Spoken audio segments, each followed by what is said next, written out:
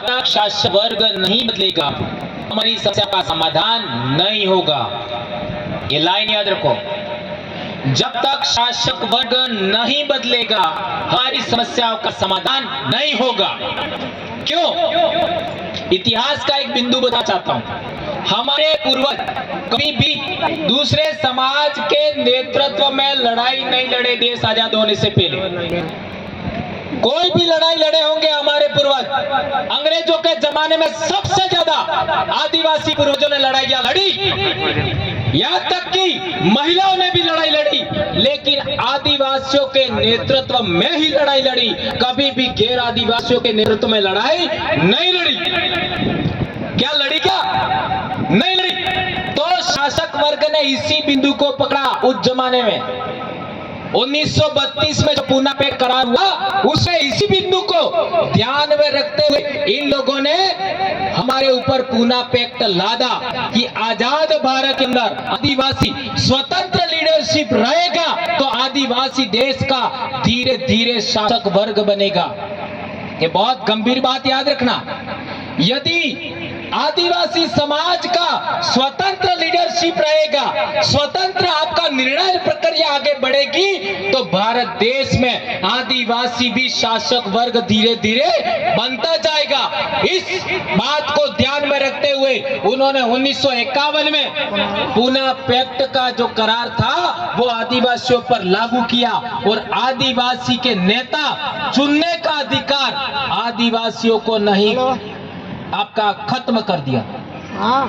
आदिवासियों को केवल इलेक्शन का पावर दिया, सिलेक्शन का पावर नहीं दिया। इसलिए हम लोगों ने आदिवासी जनप्रतिनिधि सिलेक्शन प्रणाली बनाई है। यह बात हमें समझना पड़ेगा। एक और उदाहरण देना चाहता हूं मैं कि आप लोगों ने कहानी सुनी होगी। ये कहानी बहुत प्रेरणादायक है कि एक जंगल में आग लग गई। जंगल में आग लग गई तो सभी जंगली जानवर, हाथी, शेर, ऐसे बड़े बड़े जानवर थे, वो आग से दूर, जंगल से दूर जाने लगे। तो एक चिड़िया थी, उसने चोंच में भर करके पानी ले जा करके आग बुझाने का प्रयास किया। तो सभी जानवर हंस रहे थे। ऐसा कहानी लंबी है लेकिन मैं शॉर्ट में निपटा देता हूं। तो आपका चोंच में ले जाकर के आग बुझाने का प्रयास किया तो कई जानवर उस पर हंसने लगे। ये एक कहानी है, ये कोई सच नहीं है, पहले ध्यान रखना। कहानी के माध्यम से, उदाहरण के माध्यम से समझाने का तरीका है, ठीक है। फिर पहले इस तरीके की कहानियां होती थी, ऐसे कहानियां मैं कभी सुनाता नहीं हूं क्योंकि कहानियों में मेरा इतना ज्यादा आपका विश्वास नहीं है। खाली एक कहानी के माध्यम से एक उदाहरण है, उदाहरण को समझना है, क्या कहना चाहते हैं वो समझना है। तो वो चिड़िया है, वो चोंच में ले जाकर के पानी आपका आग बुझाने का प्रयास करती है तो सभी जानवर हैं वो इस पर हंसते हैं कि ये क्या कर रही है, इससे कोई आग बुझ जाएगी क्या। तो आपका बंदर भी हंसे, दूसरे जानवर भी हंसे। फिर हाथियों ने भी देखा कि ये चिड़िया क्या कर रही है। उन्होंने पूछा तू क्या कर रही है? तो मैं आग को बुझाने का प्रयास कर रही हूँ। आपके आग बुझाने से क्या, आपका चोंच में भर के पानी ले जाने से आग बुझेगी क्या? तो उस चिड़िया ने कहा कि जब इस जंगल का इतिहास लिखा जाएगा, इस जंगल का जब इतिहास लिखा जाएगा तो तुम्हारा नाम जंगल की आग बुझाने वालों में नहीं आएगा और मेरा नाम जंगल की आग बुझाने वाले में आएगा। ये कहानी आप लोगों ने कई बार सुनी होगी। तो आदिवासियों के साथ में क्या क्या हो रहा है आज का, रतलाम का कौन सा इलाका, ग्रामीण का, उस इलाके में क्या हुआ आप सबने देखा। अभी बदनावर का उदाहरण देख लो, इसमें क्या हुआ आप सबने देखा। बुरहानपुर में क्या हुआ आप सबने देखा। नेमावर में क्या हुआ आप सबने देखा। गुना में क्या हुआ आप सबने देखा। महू में क्या हुआ आप सबने देखा। तो इस समय पे हम टिकट खेलेंगे तो हमारा नाम किस में आएगा? है? समाज को बर्बाद करने वालों में आएगा।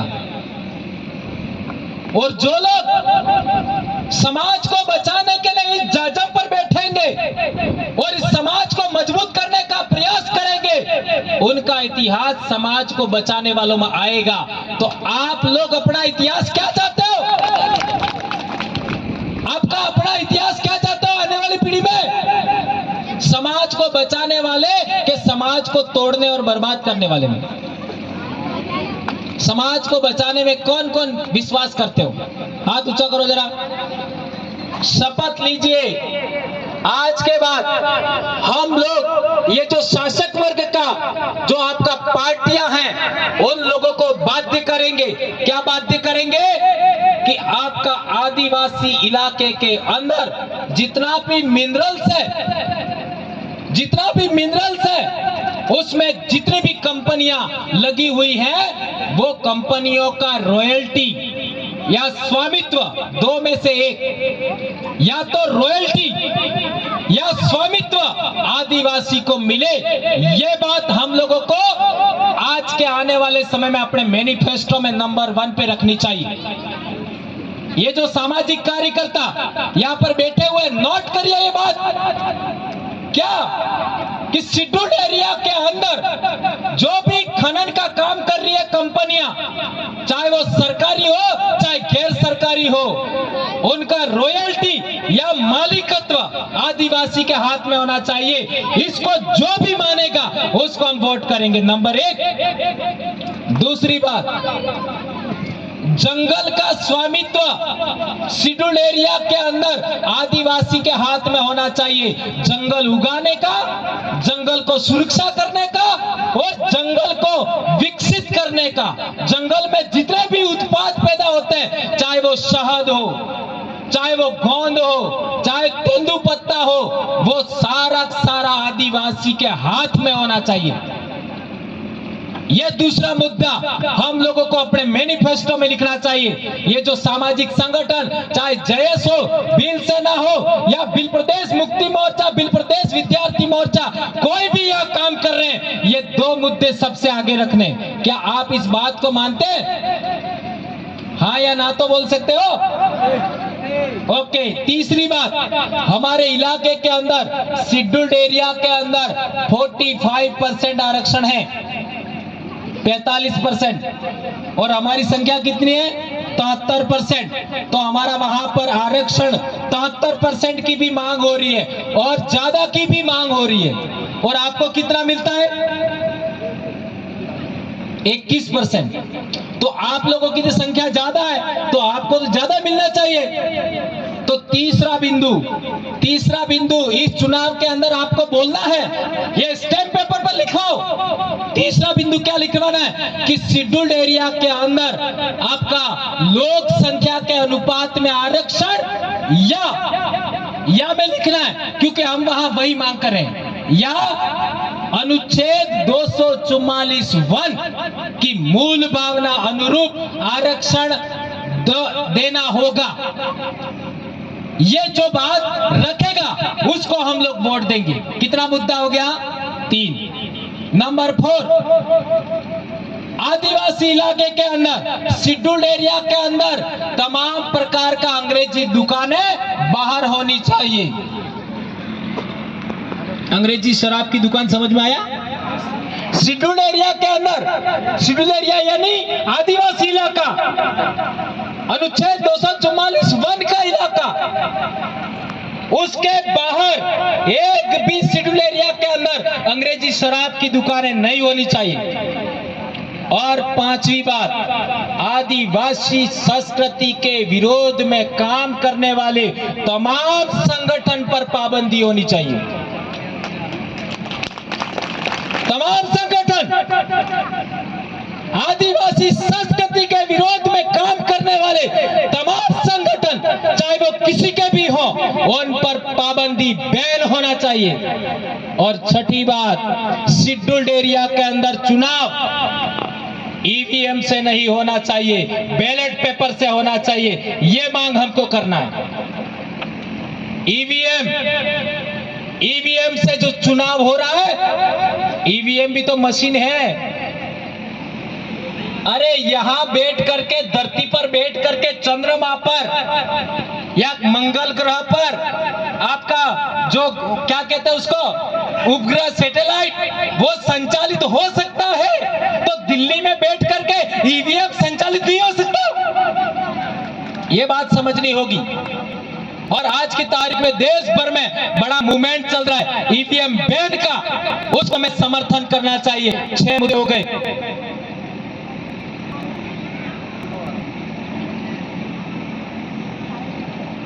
सातवां और अंतिम मुद्दा, शेड्यूल्ड एरिया में जितने भी टोल टैक्स है, शेड्यूल्ड एरिया में जितने भी टोल टैक्स है वहां आदिवासियों का टोल फ्री होना चाहिए। शेड्यूल्ड एरिया के अंदर जितने भी टोल टैक्स है रोड पर, वो आदिवासियों के लिए टोल फ्री होना चाहिए। उसके लिए इंडिजिनस कार्ड होना चाहिए। और इंडिजिनस कार्ड बताया, टोल फ्री। कितने मुद्दे हो गए? 7। ये 7 मुद्दे अभी भाई, लोकेश भाई और आप जो बिल सेना वाले शंकर भाई और जो भी संगठन करता है यहाँ पर, अब इवन आपका डामोर सर, आपके भाई राय साहब और डामोर सर, जितने भी आप लोग साथी है, कामड़ सर, आप लोग ये कंप्लीट आपका ये मुद्दे लिख करके तैयार रखिए। स्टाम्प पेपर पर 500 रुपए के स्टाम्प पेपर पर लिख कर रखिए। और जो भी लोग संगठन के नाम पर स्टाम्प खरीदिए और जो भी लोग इस पर साइन करते हैं और आपका वीडियो बना के समर्थन करें, इसके अलावा किसी को भी वोट नहीं करना।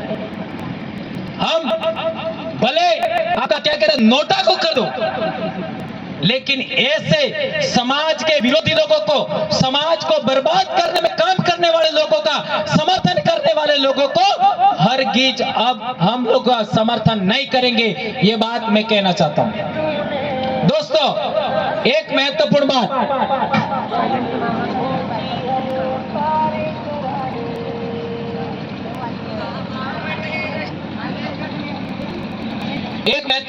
और मैं बीच में कहना चाहता हूं कि आज हमारा मध्य प्रदेश, आज आपका महाराष्ट्र, गुजरात, राजस्थान, इस पूरे बेल्ट के अंदर हमारा बहुत बड़ा सामाजिक जन जागरण चल रहा है।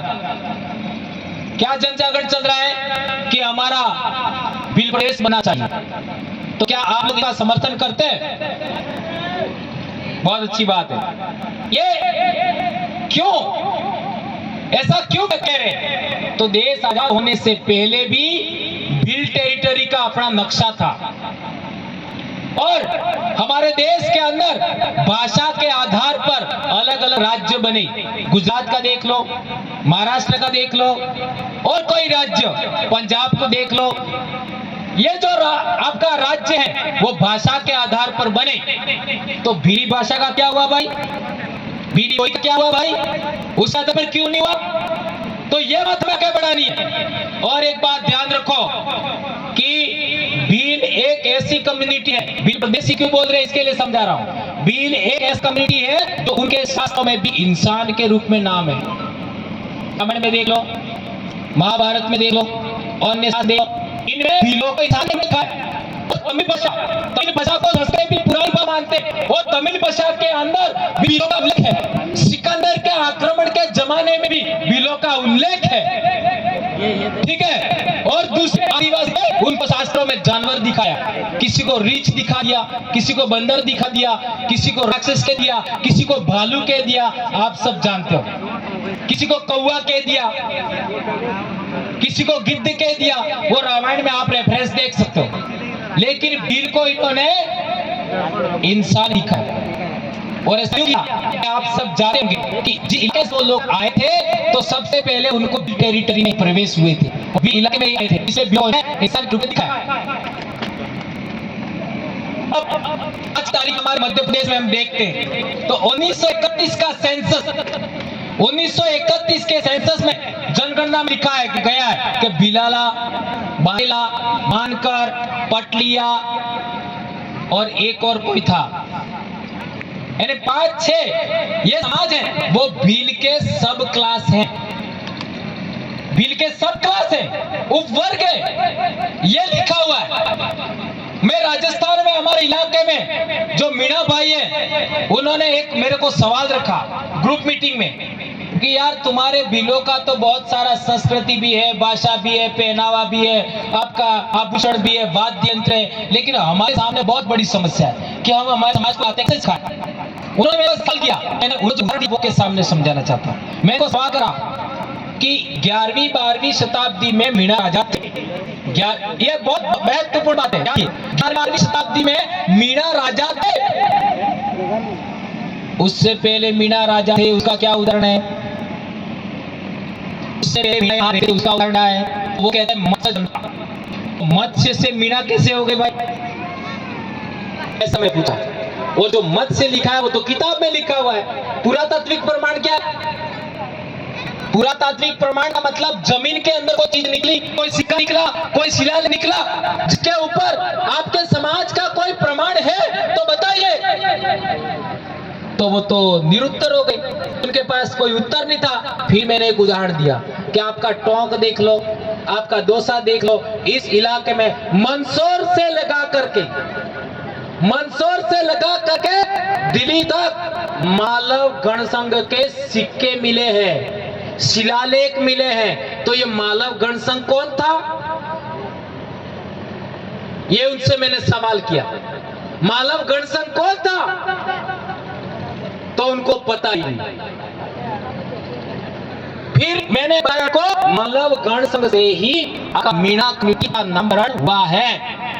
ये बात मैंने बताई तो उन्होंने क्या, वो सही स्थिति पर पहुंच गए। आज की तारीख में ये मीणा का भी जन जागरण तेज गति से होने लगा। और कार्ड बदल दिए, अपना जो शादी का कार्ड है उसी कार्ड कैसे अभी वो शादी कर रहे हैं। अभी इधर से पुजारी बुला रहे कि हमारा पूजा ध्यान के लिए आप लोग पधारिए, और यही हो रहा है।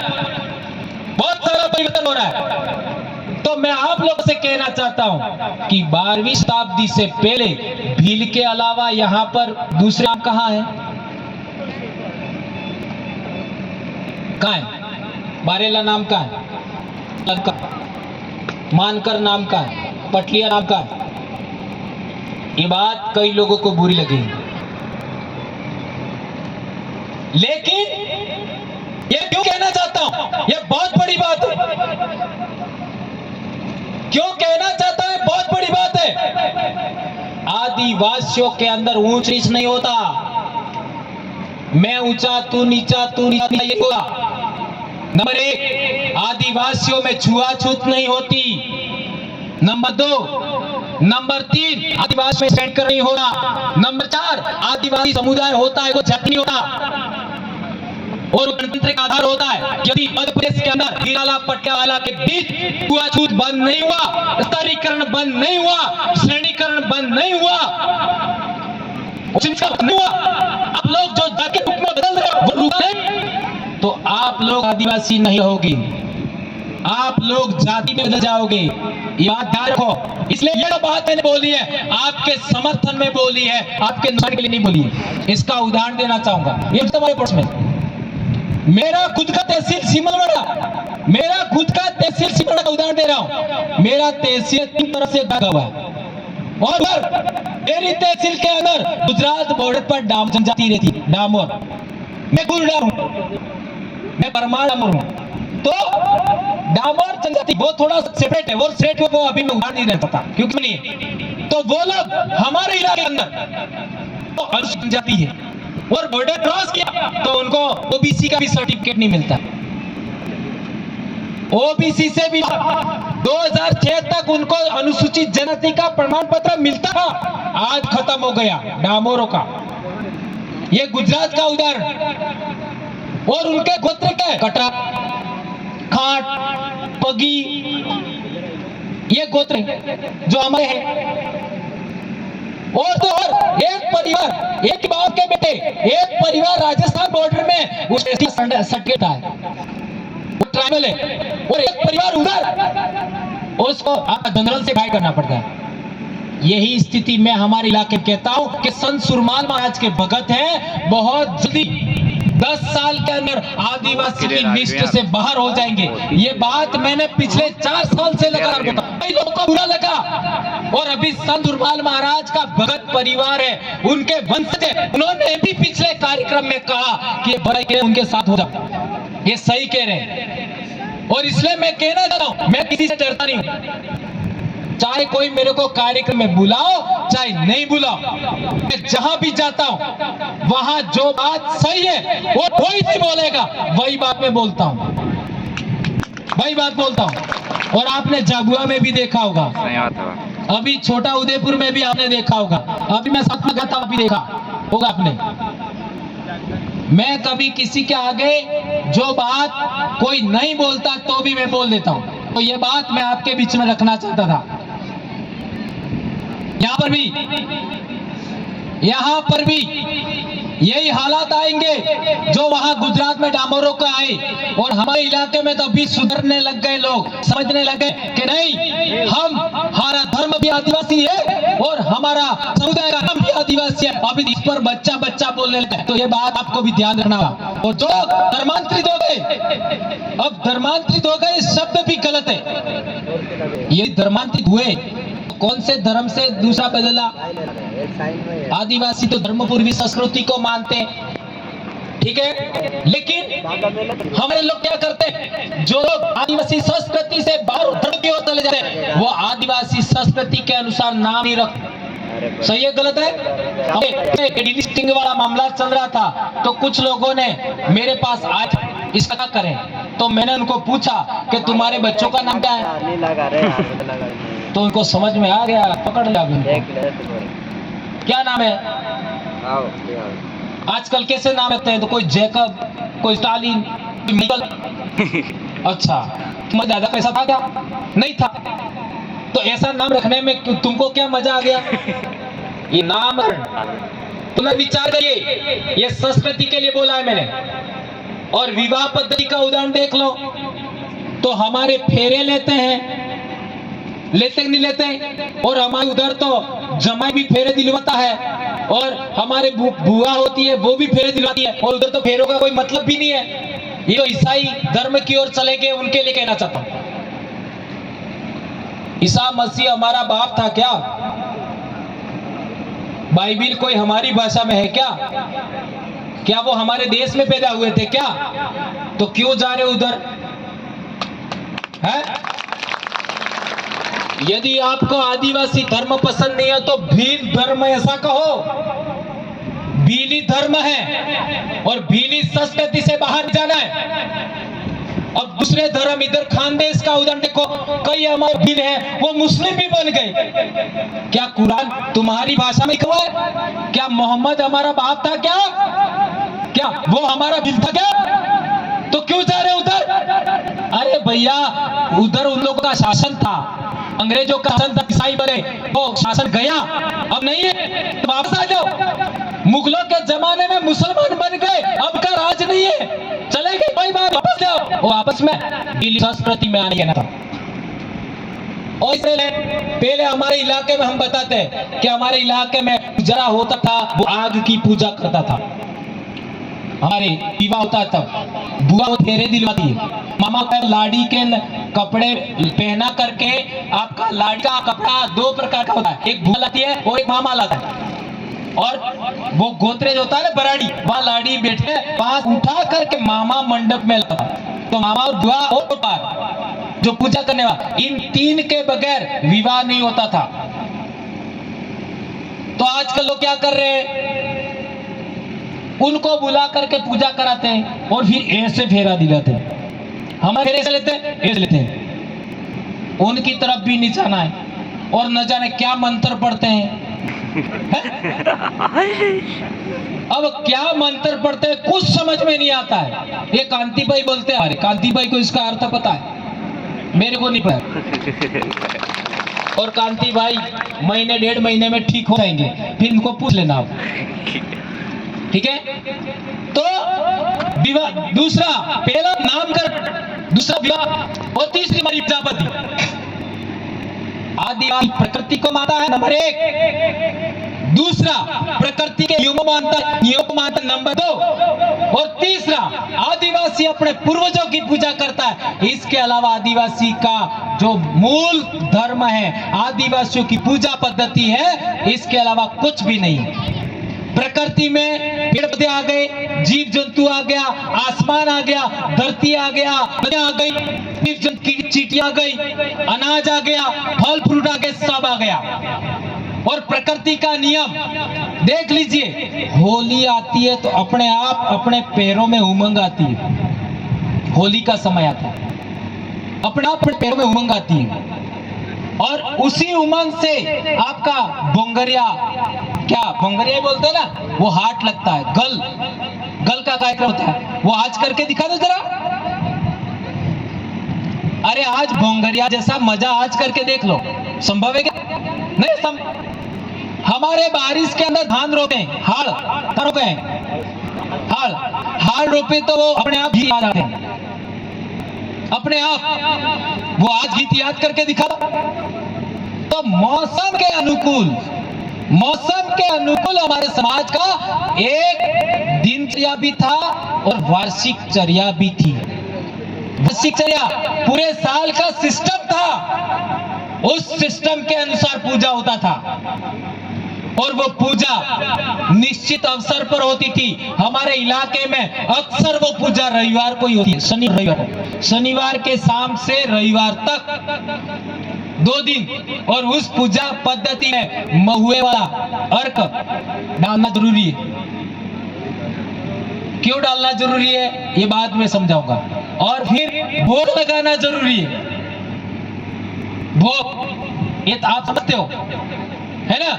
वो क्यों जरूरी है? क्योंकि हमारे पूर्वजों की पूजा होती है वो।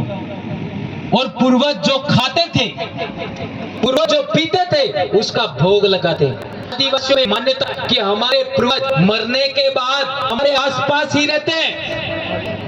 पूरी दुनिया के अंदर आदिवासियों में मान्यता है कि मरने के बाद भी जीवन होता है, इसलिए गाथा स्थापना करते थे। पहले ये राजन भाई के पापा बोल रहे थे ना, पहले शीरा लगाते थे। हमारे उधर शीरा बोलते हैं, बाबा डोकरा ऐसा भी बोलते हैं। और 14 को उनकी पूजा होती है। तो वो मर के भी जीवन होता है, यह आदिवासियों में मान्यता था। इसलिए हर एक काम करने के लिए, विवाह का काम, खेती बाड़ी का काम, त्योहार मनाने का काम, हर एक में पूर्वजों की पूजा होती। और जो पूजा की 2 चीज थी, मोहिकर और भोग होता था, मुर्गे का भी होता था। और समय वहां तो मुर्गा नहीं है तो अंडा भी रखते, है ना? और अपने इलाके में मान भी खाती थी। ये सब हमारी पूजा पद्धति थी। सलावड़ी और आपका बहुत सारी बातें हैं, इन जो मैं जिंदा रखना है। इसलिए मैं यहाँ पर एक महत्वपूर्ण बात आपके बीच में रखी। जो धर्मों की ओर चले गए हैं, लौट आई आदिवासी संस्कृति में। इस संस्कृति में नंबर 2, जो दूसरों के संगठनों में चल गए हैं, आप भी लौटाइए। और नंबर 3, दूसरों की पार्टियों में चले गए हैं, वो भी लौट आइए। नहीं तो ये सामाजिक क्रांति, आज जो बच्चे पढ़ रहे हैं, आज जो बच्चे समझ रहे हैं, वो आने वाले समय आपके लिए इतिहास लिखेंगे। मेरा पिताजी समाज का गद्दार था, ये कहेंगे, सच है। क्योंकि इस तरीके से वो चिड़िया चोंच में पानी भर करके ला रही थी, उसका इतिहास किस रूप में लिखा जाएगा, ऐसा उसने कहा था। जंगल की आग बुझाने में, और हाथी कर रहे थे। फिर हाथियों को भी समझ में आया, और हाथियों में सुंड में भर भर करके पानी लाए और सभी जानवरों को आह्वान किया, तो जंगल की आग बुझाने में कामयाब हो गए। तो मध्य प्रदेश में भी बहुत मोटे मोटे हाथी है, महारथी। उन बड़े बड़े हाथियों को जाने के लिए आपने बोली, इसलिए बुरा मत मानिए। मेरे जैसा तो जैसे कई सारे आदमी मध्य प्रदेश में इतने मोटे हैं कि मेरे जैसे तो 5 हो जाए, इतने हैं ना मोटे, शक्तिशाली हैं। इसलिए मैं जब भी गुजरात में जाता और मध्य प्रदेश में आता हूं, कहता हूं कि ये महारथी एक बार सुधर गए, समझ गए, अनुशासित हो गए, तो मेरा भी काम पूरा हो जाएगा। इसलिए मैं कहना चाहता हूं, मैं उस चिड़िया के रूप में हूं, और कोई लिखे या ना लिखे, मैं जिनका नाम जानता हूं और समाज से गद्दारी लिखेंगे, एक किताब तो मैं लिख चुका हूं, दूसरी किताब लिखूंगा, उसमें नाम जरूर लिखूंगा। एक लिख चुका हूं, आदिवासी परिवार विजन बुक लिख चुका हूं, और अब दूसरी किताब लिखा, उसमें जागुआ में कौन कौन थे, रतलाम में कौन कौन थे, धार में कौन कौन थे, खरगोन में कौन कौन थे, बड़वानी में कौन कौन थे, अलीराजपुर में कौन थे, खंडवा में कौन थे, ये भील प्रदेश की टेरिटरी में किन किन ने समाज के साथ गद्दारी किया है, नाम सहित लिखूंगा और जिला सहित लिखूंगा, लिस्ट बनाऊंगा, और वो आने वाली पीढ़ी। और ये बात मैं इसलिए कह रहा हूं, महारथियों को, इन हाथियों को दिशा देने के लिए, जगाने के लिए, अनुशासित करने के लिए, जाजम पर बैठने के लिए। अपने इस इलाके के अंदर मिंडा गांव है, कहाँ है? राजभाई गांव के पास यहाँ मिंडा से कौन सी नदी निकलती है? मई मताई है ना। तो आपके इलाके से पानी हमारे इलाके आता है नहीं आता है? और वहां पर 3 नदियां, एक नदी प्रतापगढ़ साइड से आती है, एक नदी उदयपुर साइड से आती है, और एक आपके इलाके से।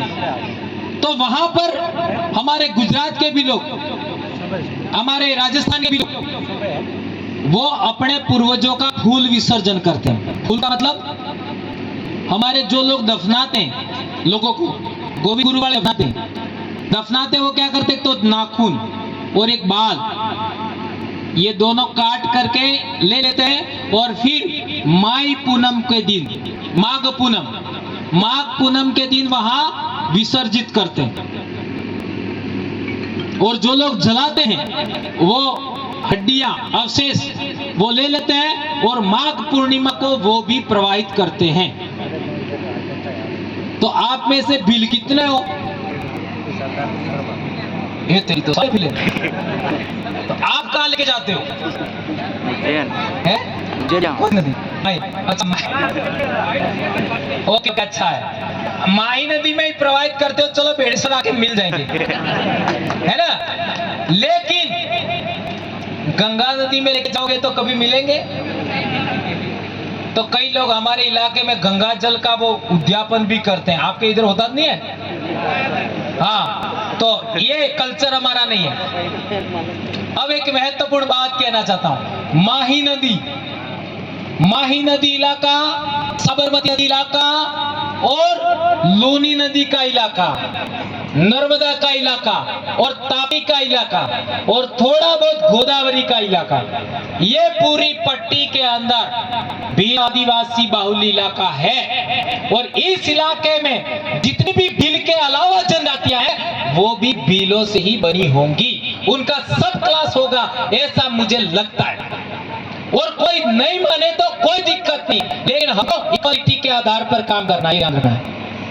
आज के बाद याद रखो, भील भिलाला बराबर, इनमें ऊंच नीच नहीं, छुआछूत नहीं। भील भिलाला, पटलिया, बारेला, जो भी हो बराबर, इक्वल। नंबर 1, छुआछूत नहीं बरतेंगे, विवाद नहीं हो चलेगा आपस में, एक जैसा पहनावा नहीं हो तो चलेगा, एक जैसे गहने नहीं हो तो चलेगा, जितनी विविधता ठीक है, लेकिन 2 बातें, एक तो छुआछूत, एक ऊंच नीच, हरगिज नहीं करना है, और जाति में नहीं बदलना है, याद रखना। जाति में ऊंच नीच और छुआछूत नहीं करोगे तो जाति में नहीं बदलोगे। और एक महत्वपूर्ण बात, भोजन के मामले में भी हमें भेदभाव नहीं करना है। ये बात आज आपके बीच में मैं रखना चाहता हूं, ठीक है? अच्छा, डैम में क्या? हाँ, ये कोई डैम है। अच्छा, ये जो हमारे भीलसन के गलियाराम जी महाराज, उनका आश्रम पिछले साल तोड़ दिया, यूं कह रहे हैं। तो आप लोग सब मिल करके क्या पुनः बना नहीं सकते हो? है? बना सकते ना? अच्छा, ऐसा पाबंदी लग गई, नहीं कोई बात नहीं, पाबंदी लग गई तो देश में कोई राजतंत्र तो है नहीं, लोकतंत्र है ना। तुम 1 लाख की रैली करो, तुम्हें कोई नहीं सुनेगा। ध्यान रखो, बहुत महत्वपूर्ण बात है। 1 लाख की रैली करो, तुम्हें कोई नहीं सुनेगा। 5 लाख के लोगों का सम्मेलन करो, कोई नहीं सुनेगा। एक आदमी जन्म से जीता के देख लो, अब सुनेंगे तुम्हारी बात, क्योंकि आप लोकतंत्र का हिस्सा हो जाते हो। हर भी लाएगा 20-25 हजार वोट भी लाएगा, उसकी भी बात थानेदार सुनेगा, उसकी भी बात एसडीएम सुनेगा। एसडीएम को क्या बोलते हैं इधर? एसडीएम। कलेक्टर भी सुनेगा, हार भी जाएगा तो, क्योंकि आप लोकतंत्र का हिस्सा है। आज की तारीख में आप शर्म आया, मेरा 1 लाख 5 लाख भी कर लो, कोई नहीं सुनेगा। इसलिए भैया मैं, इसलिए कई लोग कहते हैं बहुत जी आप कर्मचारी हैं और आप लोगों को बात नहीं बोलनी चाहिए। ये बात मैं भी नहीं बोल सकता था, लेकिन कोई भी व्यक्ति हिम्मत नहीं करता इस विषय पर। राजनीतिक अवेयरनेस मात्र और मात्र पर बोला, फिर लगा सही पर बोलना चाहिए, संस्कृति पर बोलने लगा, फिर हक अधिकार पर बोलना चाहिए, इस पर बोला, और फिर कहा शिक्षा के लिए बोलना चाहिए, शिक्षा के लिए इस पर भी बोला। इसमें हम लोग एक बार फंस गए, मेरे को ये भी करवाया, निलंबन करवाया, एफआईआर करवाई, स्वास्थ्य के लिए बोलना चाहिए, इस पर भी बोला। और अब मुझे लगता है राजनीतिक अवेयरनेस के लिए बोलना चाहिए, तो बोल रहे हैं। शिक्षक का क्या होता है? जानकारी देना। अरे शिक्षक का जानकारी देना होता है, और जानकारी, और मेरी किसी के वोट की भी जरूरत नहीं है। मैं तो चुनाव लड़ने वाला ही नहीं हूं जिंदगी में कभी भी। क्यों? इसलिए नहीं लड़ना चाहता कि जो लोग राजनीति की ओर चले जाते हैं, उनका ग्राफ जिस दिन राजनीति की ओर गए, उस दिन के बाद में थोड़ा थोड़ा थोड़ा थोड़ा थोड़ा क्या होता है? घट जाता है। पूर्णिमा के बाद के दिन से क्या होता है? चांद धीरे धीरे कम हो जाता है, कम होता है। होता है कि नहीं होता है? होता है कि बड़ा होता है, कम होता है। पूर्णिमा के बाद धीरे धीरे कम होते होते होते अमावस्या के दिन क्या हो जाता है? पूरा अंधेरा होता है ना। इसलिए जो लोग राजनीति की ओर जाते, जिस दिन गए उसके बाद चांद की तरह धीरे धीरे धीरे धीरे धीरे। और मैं ऐसा इतिहास नहीं चाहता, मैं ऐसा इतिहास नहीं चाहता। मैं तो आज बोल रहा हूं, ऐसे धड़ल्ले ठोकनी ही है, ठोकनी ही है, ठोकनी है। जिसको बुरा लगे लगे, साला क्या फर्क पड़ता है मेरे को? क्या फर्क पड़ता है? मेरी आवाज से कई लोगों को बुरा लगा। बड़े संगठन करा, क्या बोल जाएगा? टेंशन में थे। अरे जो है वो होगा, इस पूरी कौन का होगा, ऐसा सोचता। बुलाना है, क्या फर्क पड़ता है? मैं तो कभी बोलूंगा तो भी जागरण होगा। आज एक महाराष्ट्र से एक आदमी मेरे को अब गलत उदाहरण के लिए फोन किया था, लेकिन याद आ गया, बोल ही देता हूँ। अभी पिछले दिनों साथ पड़ गए थे, तो उसने मेरे को फोन किया, दादा मेरे को जरूरत पड़ गई है। मैंने कहा क्या जरूरत पड़ गई है?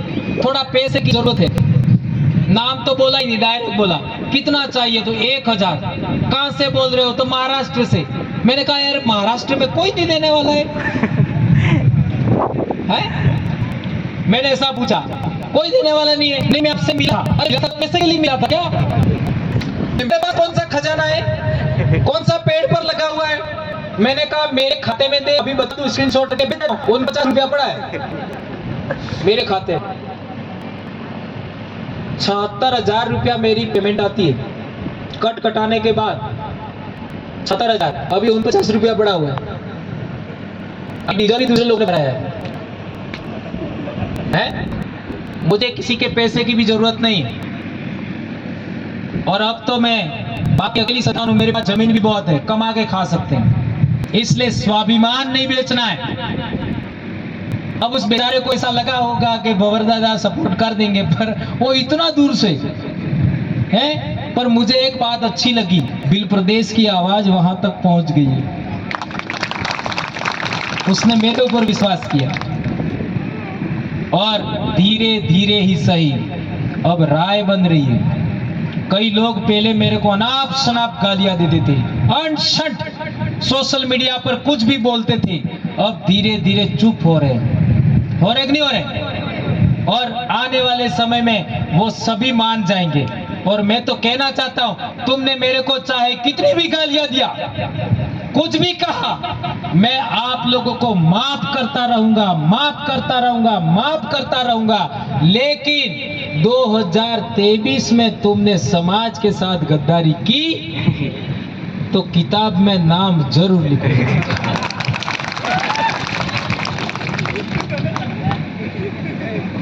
कलम तो मेरे हाथ में है और फिर वो किताब पब्लिश भी कराऊंगा, 4 राज्य के लोगों को बुलाऊंगा और सारे चुनाव तो लड़ने वाले नहीं, सारे समाज के विरोध में तो जाएंगे नहीं, है ना।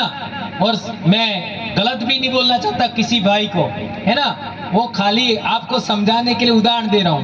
तो उनको सबको बुलाएंगे और बुला करके, जैसा हम लोगों ने अभी बेणेश्वर पर कार्यक्रम किया था, यहाँ बहुत सारे भाई आए थे कि नहीं? कौन कौन आए थे? हाथ ऊंचा करो। ये सब भाई आए थे। हेलो। ऐसे कार्यक्रम में बेणेश्वर पर बुलाए, चाहे मानगढ़ पर तो हालत ही खराब हो गई, हुई थी कि नहीं? कितना बड़ा जाम लग गया था। ऐसे बुला करके उस किताब को पब्लिश करेंगे, ठीक है? इसलिए आपको जाना ही है, हमें ना नहीं है। जाजम से 200-300 लोगों का पूरे इलाके का एक लिस्ट तैयार करिए और फिर सभी की आम सहमति से एक आदमी का सिलेक्शन कर दो और फिर भेज दो। स्वतंत्र आवाज वहां से जाएगी इस जाजम से, तो इस जाजम का सम्मान करके वहां बोलेगी। आज हमारा देख लो, राजकुमार ने राम प्रसाद जी को किसी की चिंता ही नहीं है। क्यों चिंता नहीं है? क्योंकि उनको पता है हमारा सिलेक्शन ये जाजम ही करेगी, इसलिए जाजम की आवाज वहां बोलते हैं। बोलते ही नहीं बोलते? नहीं, आपके तो कितने हैं? हमारे तो 25 हैं, आपके कितने? 47। और 47 ऐसे भेज दिए तो क्या हो जाएगा? है? आप शासन में भागीदार हो जाओगे। और पूरे देश भर में एमपी कितने? एमपी इसलिए मध्य प्रदेश नहीं, मेंबर ऑफ पार्लियामेंट, सांसद कितने? आदिवासी सांसद कितने पूरे देश में? 47। और आदिवासियों के सांसद 47, याद रखो। और विधायक कितने पूरे देश में? 486 नहीं, 487। कितने? 487। ये दोनों जोड़ो, कितने हुआ? 47 और 487 कितने हुए? 500। कितना हुआ? अरे गिनो नहीं यार। है क्या यार, मेरे को मास्टर को जोड़ना पड़ेगा।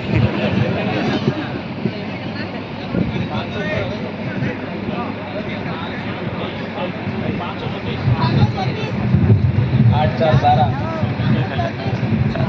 534 534 लोग इन 75 साल में, यानी देश आजाद होने के बाद किसी भी आदिवासी संगठन ने या किसी भी आदिवासी समुदाय ने ये 534 लोग आदिवासियों द्वारा ही सेलेक्ट हो और आदिवासियों के द्वारा ही इलेक्ट होकर के या आदिवासी क्षेत्र में रहने वाले गैर आदिवासी सबके सहयोग से इलेक्ट होकर के विधानसभा और लोकसभा में जाए, ऐसा रोड में बनाया होता, ऐसा तरीका बनाया होता, ऐसी योजना बनाई होती तो आदिवासियों की आज हालत क्या होता? क्या हालत होती? उनको जल जंगल जमीन से दूर नहीं किया जाता, उनके इलाके में कंपनियां अनाप शनाप जमीन नहीं छीन लेती, रोड के नाम पर, डैम के नाम पर, और तो और झारखंड छत्तीसगढ़ में आपका जो हो रहा है वो भी नहीं होता। हमारे पूर्वजों से एक गलती हुई है, पूर्वजों से भी नहीं कहना चाहता हूं, हमारे बाप दादा, क्योंकि देश आजाद, मेरा ताऊजी, मेरा बाबा 1936 का है, आज भी जिंदा है। तो जो पीढ़ी हमारे से पहले थी उससे एक गलती हुआ। क्या गलती हुआ?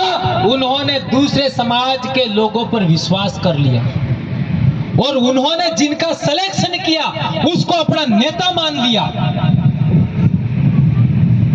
वो उनके द्वारा सिलेक्टेड था, उसको अपना नेता मान लिए, गलती हुआ।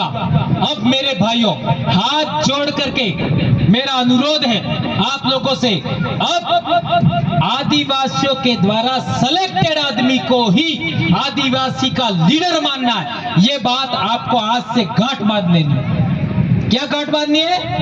आदिवासियों के द्वारा सिलेक्टेड आदमी को ही आदिवासियों का लीडर मानेंगे और उसी को, भले वो हार जाए, उसी को हम वोटिंग करेंगे और जिता करके विधानसभा और लोकसभा में भेजेंगे। ऐसी योजना हम लोग बनाएंगे, ऐसा मैं कहना चाहता हूं। एक और महत्वपूर्ण बात, हमारे समाज के अंदर दुनिया भर के उपवास करते हैं लोग, करते हैं। एक साल में कितना उपवास करते हैं? मेरे घरवाली भी करती थी। कौन सा? उम्र बढ़ाने वाला। किसका उम्र? मेरा। 4 साल लगा मेरे को उसको खत्म करने में, 4 साल। वो फिर पानी भी पीना पड़ता है, बहुत सारे नाटक होते हैं। तो मैंने ना कह दिया और बंद करवा दिया। अब सवाल पैदा होता है कि आदमी की उम्र बढ़ाने के लिए तो व्रत है, महिला की उम्र बढ़ाने के लिए व्रत क्यों नहीं है? इस ढकोसलों में मैं नहीं फंसना। मैं तो कहना चाहता हूं कि हमारी भील महिलाएं अकेली जंगल में कुल्हड़ा लेके जाती थी, दांतरा लेके जाती थी, किसी से डरती नहीं थी, जंगली जानवर से भी नहीं डरती थी, इतनी ताकतवर महिलाएं होती थी। जितनी महिलाएं ताकतवर होंगी उतना आदमी भी ताकतवर होगा और शासक बनेगा, राजा बनेगा। यदि हमें भील आदिवासियों को पुनः राजा बनाना है, शासक वर्ग बनाना है, शासन करती जमात बनाना है, तो हम लोगों को व्रत उपवास तो ठीक है, दिन में 4-4 बार खाना चाहिए, ऐसा मैं कहना चाहता हूँ। यहाँ जितनी भी बहन बेटियां हैं, जितने भी मेरे भाई हैं, आज के बाद तमाम व्रत उपवास खत्म। क्या खत्म करोगे? और अंग्रेजी शराब बिल्कुल बंद। अब दोबारा जब भी मैं आऊंगा तो शपथ दिलवाऊंगा, शपथ दिलवाऊंगा। आज ही दिला दो, ये कह रहे दे दे क्या? चलो आगे आ जाओ, फिर सबको बुलाओ, लाइन से खड़े हो जाओ। ये महिलाएं सबको बुलाओ, खड़े हो जाओ। पानी पाई दो भाई।